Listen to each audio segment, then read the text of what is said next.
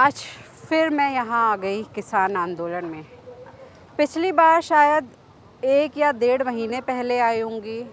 इस बीच मैं खुद बीमार हुई, फिर रमज़ान आए, कोरोना काल आया, बहुत कुछ देखा। लेकिन अब दिखाने का समय है किसान आंदोलन। बीजेपी का मंत्री। अच्छा अच्छा।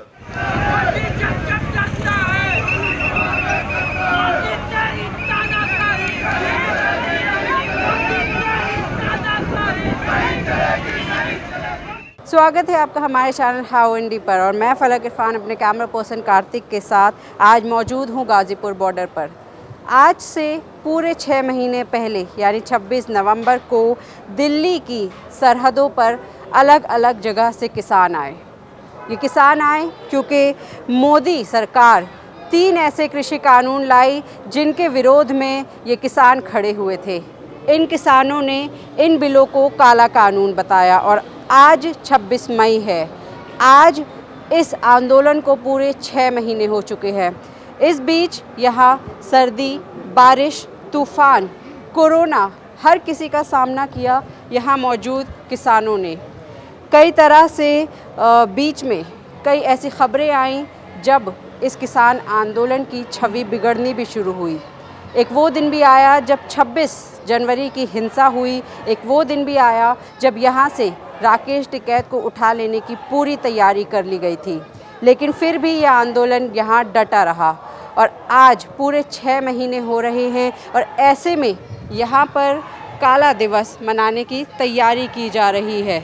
आज यहाँ आप देख सकते हैं 6 महीने पूरे होने पर यहाँ पर अलग अलग जगहों से किसान पहुँचने शुरू हो गए हैं।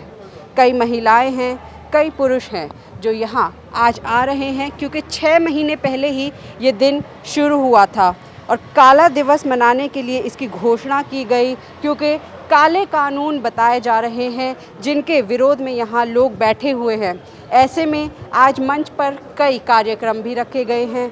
यहाँ हालांकि अब भीड़ पहले जैसी नहीं है, लेकिन अगर ये आंदोलन डटा हुआ है पिछले 6 महीनों से तो वो बहुत बड़ी बात है। शायद ही विश्व में कोई ऐसा आंदोलन होगा जो पिछले 6 महीने से ऐसे डटा रहा होगा। यहाँ पर आइए, कई लोग जो है मौजूद हैं, उनसे बातचीत करने की भी कोशिश करते हैं। आप लोगों ने अपने जैसे काली चुन्नियाँ जो हैं हम देख सकते हैं यहाँ लपेटी हुई हैं, क्या मकसद है? हम लोग सरकार का विरोध कर रहे हैं। काले कानून जो आए हुए हैं उसको वापस करने के लिए विरोध जुटा रहे हैं। 6 महीने हो गए हैं किसान रोडों पे बैठा हुआ, आज तक कोई सुनवाई नहीं हुई। सरकार ने कोई सुनवाई नहीं की है। इसी लोग आज हम लोग 6 महीने पूरे हुए इसलिए विरोध जता रहे हैं। कहाँ से आए हैं आप? लखीमपुर खीरी से किसान यूनियन मंडल उपाध्यक्ष लखनऊ। आप क्या कहेंगे? मैं भी यही कहना चाहता हूँ कि जब तक हमारी कोई सुनवाई नहीं होती तो हमारा विरोध करने का ये तरीका है। सरकार सुन नहीं रही है, उसको कैसे सुनाएं? इसलिए काली पट्टी सब लोग बांध के आए हैं। हमारी सरकार बात सुने हमारी और हमारे कानून वापस करे, क्योंकि किसान बहुत परेशान है। डीजल महंगा हो गया, हर चीज़ महंगी हो गई, खाद महंगी हो गई है और किसानों की बचत ख़त्म हो रही है धीरे धीरे, और हमारा आना ज़रूरी है यहाँ। इससे पहले भी मुझे लगता है आप यहाँ पहले आए होंगे। 6 महीने आज पूरे हो रहे हैं। बीच में काफ़ी कुछ झेला इस आंदोलन ने, अभी कोरोना की मार झेल रहा है, ऐसे में फिर भी टिका हुआ है। क्या लगता है आगे अब सरकार कैसे सुनेगी?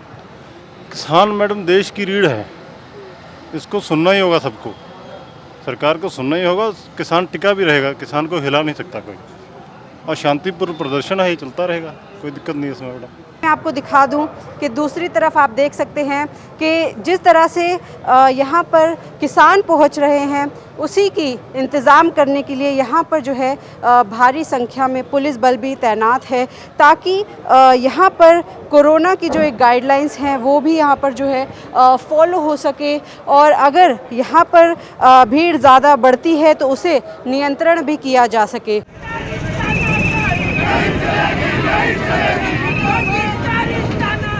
हमारे साथ मौजूद हैं हरिंदर ताऊ, और भाई इनके बारे में बताने की ज़रूरत नहीं है, इन्हें आपने पहचान ही लिया होगा। इस किसान आंदोलन की जान रहे हैं ये हरिंदर ताऊ, काफ़ी फेमस हुए आप इस आंदोलन में। सबसे पहले जानूंगी कब आए? मैं थोड़ा बीमार था और अभी वो वाहन नहीं चल रहे हैं, जो प्राइवेट बस और टेम्पो नहीं चल रहे हैं, तो मेरे पास वाहन अपना तो है नहीं, साइकिल भी। तो आज इस भाई से थोड़ा रिक्वेस्ट किया कि मुझे लेके चले, तो ये आया घर पे, ये लेके आया है। आता रहता हूँ बीच बीच में जब भी सवारी मिल जाती है, और जैसे ही लॉकडाउन ख़त्म होगा फिर परमानेंट रहूँगा। अब आपका क्या प्लान है, आज रहेंगे जाएंगे? नहीं, अभी शाम तक तो मैं हूँ यहाँ, सारे किसानों से मिलूँगा और उनकी बातें जानूँगा, उसी से मुझे प्रेरणा मिलती है। और सबसे पहले तो आज बुद्ध पूर्णिमा है, तो सभी देशवासियों को बुद्ध पूर्णिमा की हार्दिक शुभकामनाएं।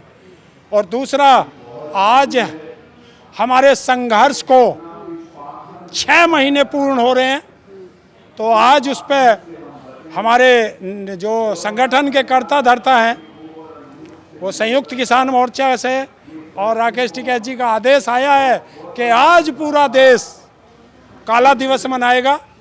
तो 10 बजे से वो शुरू होगा, तो फिर आज काले झंडे, काले कपड़े, काली पगड़ी और सरकार का विरोध, और उस झांसाराम का पुतला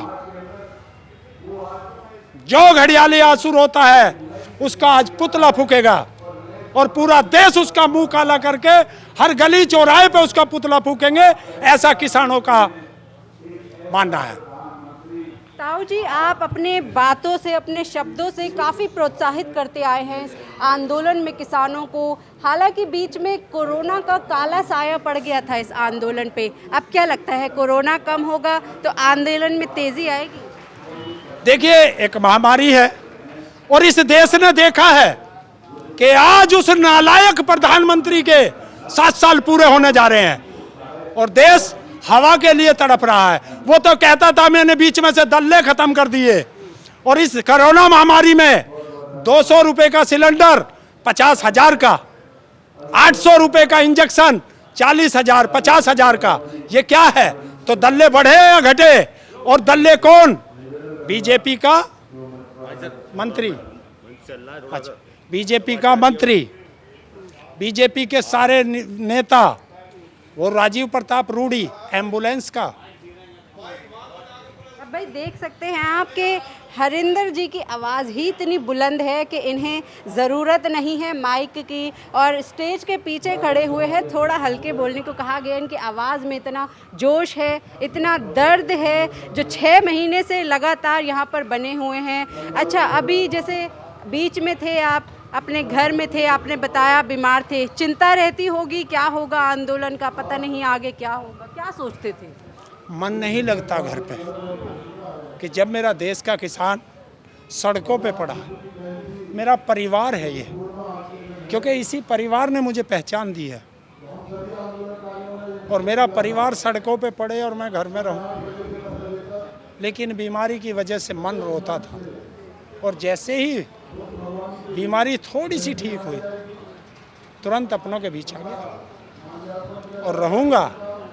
सर कट सकता है, झुकेगा नहीं इस तानाशाह के सामने। हमारे साथ मौजूद हैं यहाँ गाज़ीपुर बॉर्डर पर जत्थेदार बाबा मोहन सिंह जी। बाबा जी, हम पहले भी मिले हैं और लगातार आप, मैं देख रही हूँ, यही हैं, भले ही कोरोना आया हो, यही शख्स हैं जो आज इस आंदोलन की रील की हड्डी बनी हुए हैं। क्योंकि ये यहाँ मौजूद है, इसलिए आप देख सकते हैं कि कई ऐसे लोग हैं जो मजबूती से खड़े रहे, कुछ भी हुआ लेकिन ये आंदोलन नहीं हिलने दिया इन्होंने। बाबा जी, काफ़ी कुछ झेला है, आज 6 महीने हो गए हैं। चलेगी, समय आएगा, सब कुछ हो जाएगा, ईश्वर सब कुछ कर देंगे, सब ठीक हो जाएगा ना। जब हम पिछली बार मिले थे, मैंने बाबा जी से यही सवाल किया था कि आखिर क्या होगा।